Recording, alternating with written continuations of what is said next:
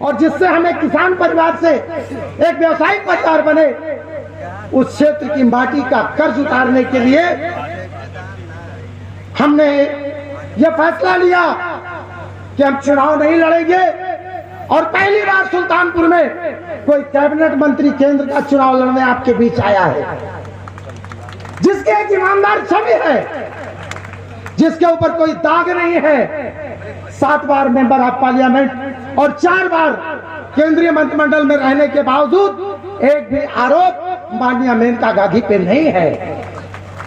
ऐसे ईमानदार नेता के लिए कि वह अगर केंद्र में पुनः मंत्री बनेगा ही, क्योंकि मेजॉरिटी तो आ ही रही है, इनकी तो लहर चल ही रही है, तो हमारे सुल्तानपुर के नौजवानों को भी रोजगार का अवसर मिलेगा, उनको भी नौकरियों में जगह मिलेगी और इस गुलामी से लोगों को आजादी मिलेगी। यहाँ के छोटे समाज का भी व्यक्ति अपने हक हुकूक के लिए लड़ाई लड़ सकेगा। अगर इस जनपद में किसी ने विकास किया तो बाबू केवल सिंह ने अपने प्रयास से इस सुल्तानपुर में विकास की गंगा शुरुआत में बहाई, और उसके बाद श्री वरुण गांधी जी ने भी जो काम किए वो ऐतिहासिक है, चाहे वो अस्पताल का हो, पासपोर्ट ऑफिस का हो या तमाम गरीबों के आवास का हो। ये कहने में मुझे गुरेज नहीं है, लेकिन अभी बहुत काम बाकी है। और सबसे बड़ा काम तो ये बाकी है कि कश्मीर की तरह जो हमारा धनपतगंज गुलाम है, इसको आजादी दिलाना है। इस धनपतगंज को आजादी दिलाना होगा और यह निवेदन है मेरा। बाकी तो हम 2 लोग ही हैं।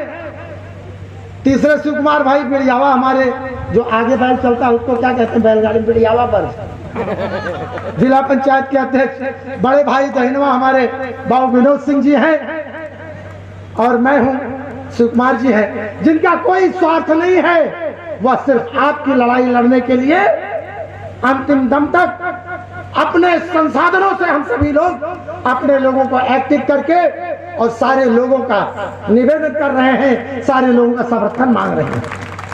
हम जानते हैं कि ऐतिहासिक जीत होने वाली है, लेकिन ये ऐसे लोग हैं जो जिनके साथ रहते हैं, जिनके टुकड़ों पर पले हैं, उनके भी नहीं हैं।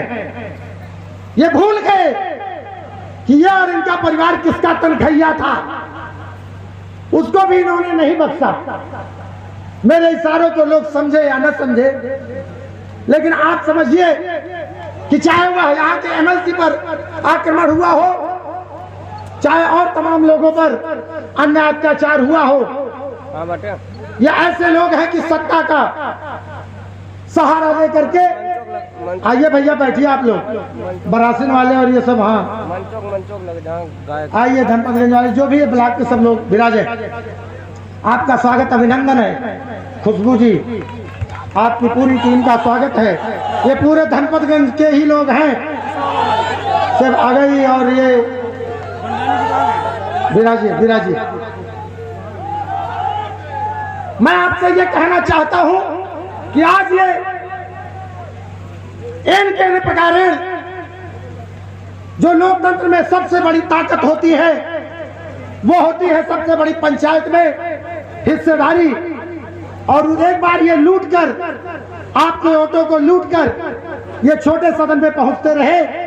अब ये आइए बाबू सिलौत सिंह जी हमारे बड़े पुराने मित्र हैं, मैं आपका हार्दिक अभिनंदन स्वागत करता हूँ, आपसे मैं नमन करता हूँ। एक सेकंड, आपसे मैं निवेदन करूंगा, आपके स्वागत अभिनंदन। वो जो कुर्सियां उधर रखी हुई हैं, उसको ना तो आप यहाँ बीच में लाके रख लें, क्योंकि मुझको इस बात का पूरा एहसास ज्ञान है कि जहाँ वो मेनका जी कुर्सियां देखेंगे आपसे कहेंगे उसको लाके यहाँ रख दें। तो आयोजक मंडल दिनेश जी, वो जो कुर्सियां वहाँ है ना, उसको यहाँ बीच में लाके रख दीजिए। अब देख लीजिए धूप में जो हमारे कार्यकर्ता हैं भैया, कुर्सियों को उठवा लाइए, जो हमारे गांव वाले आए हैं, थोड़ा जाइए वो कुर्सी लेके आइए जी। और पवन जी तो खैर लगे हुए हैं, शिव कुमार जी को अनगिनत, चाहे वो त्रिनेत्र जी हो, चाहे उत्तम जी हो, सब लगे हुए हैं। तो आपसे एक बड़ा विनम्र अनुरोध है कि नारा सिर्फ एक ही लगाइए। जैसा कि आपसे कहा गया, ये बात सही है कि संगे शक्ति कलयुगे, कलयुग में सबसे बड़ा संगठन की ही ताकत होती है। आप सब लोग एक ऐसा संगठन, एक ऐसी एकता बनाएंगे जिससे समाज में भाईचारा उत्पन्न होगा और सभी जात पात के लोग गले से गले मिलकर, हम लोग तो वसुधैव कुटुंबकम के लोग हैं, हम तो चींटी को भी आटा डालते हैं, पीपल और नीम को पानी देते हैं। हम किसी से कोई दुराग्रह नहीं रखते, लेकिन ये बात सही है कि अगर एक गाल पर तमाचा पड़ेगा तो दूसरा गाल नहीं बढ़ाएंगे, उस हाथ को काटने का भी काम करेंगे।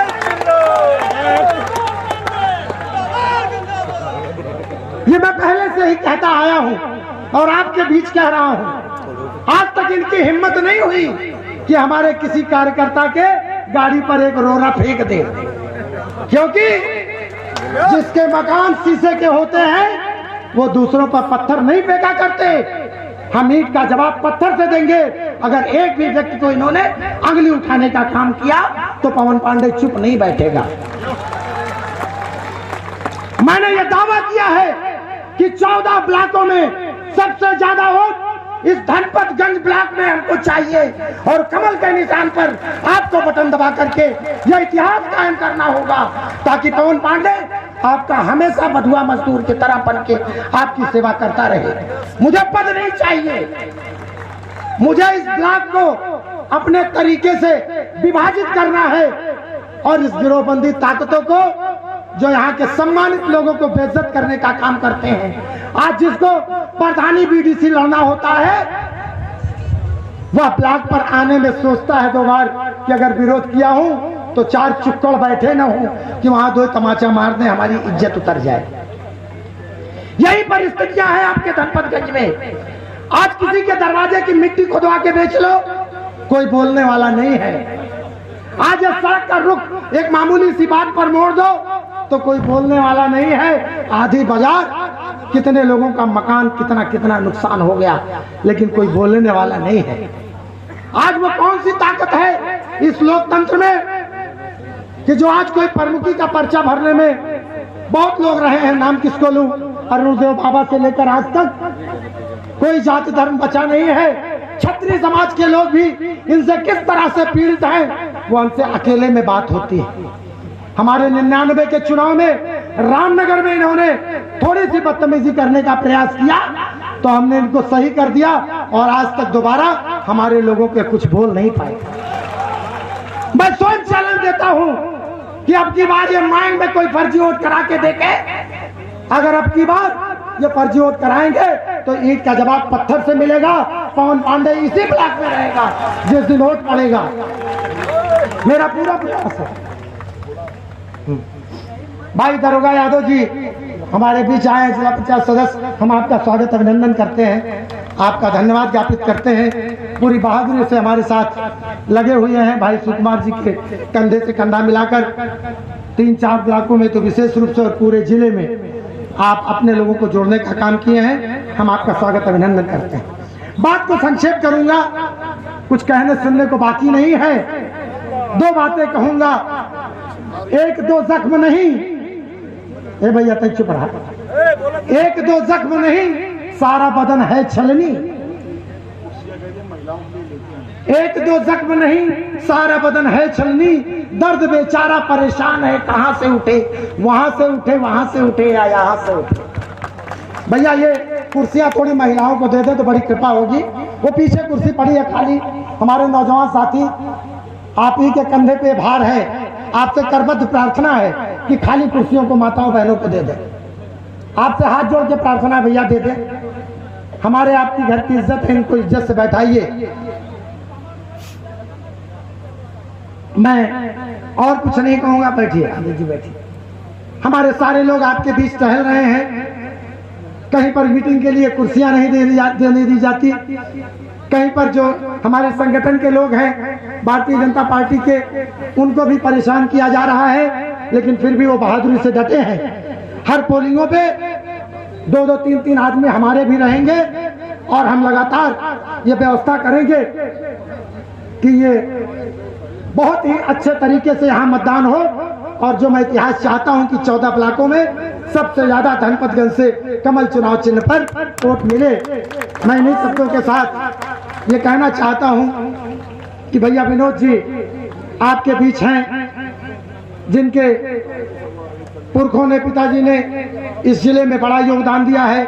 यह भी निरंतर आपके शिक्षा के जगत में और तमाम तरीके से इस जिले को मजबूत बनाने के लिए बड़ी बड़ी संस्थाएं भी खोले हैं, जिससे हमारे भी जनपद अंबेडकर नगर के भी लोग यहाँ लाभ उठाते हैं और वह स्वयं भी इस यज्ञ में आहुति देने के लिए आए हैं। आप सबसे निवेदन करने आए हैं कि जल्दी आप लोग मतदान करें कमल के चुनाव पर और इन राक्षसों का विनाश हो, ताकि यह धनपतगंज मुक्त हो।